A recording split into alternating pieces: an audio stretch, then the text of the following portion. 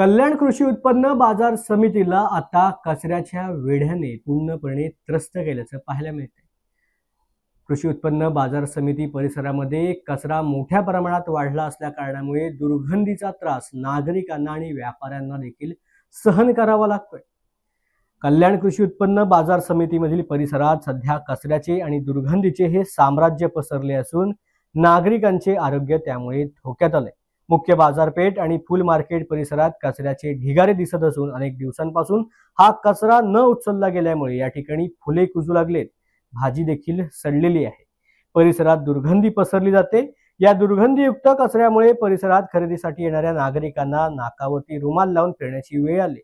बाजारपेठ परिसराकडून तातडीने स्वच्छतेची उपाययोजना न झाल्यास साथीचे रोग पसरण्याची भीती देखील व्यक्त केली जाते। काय नेमकी परिस्थिती आहे? हा जो कचरा पडलेला आहे हा एपीएमसीच्या हद्दीत आहे। एपीएमसी अजिबात त्याच्यामध्ये दखल देत नाही। लोकांना घाणीच्या साम्राज्याला समोर जावं लागतं। एपीएमसी ही वेळोवेळी उचलत नाही, त्यामुळे एकदम रोगराई पसरलेली।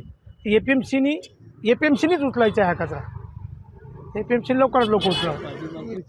एकदम दुर्गंधी पसरलेली आहे, नाकावर रुमाल बांधून येतात आणि एपीएमसीला वेळोवेळी सांगून एपीएमसीच्या हद्दीत आहे पण एपीएमसी उचलत नाही।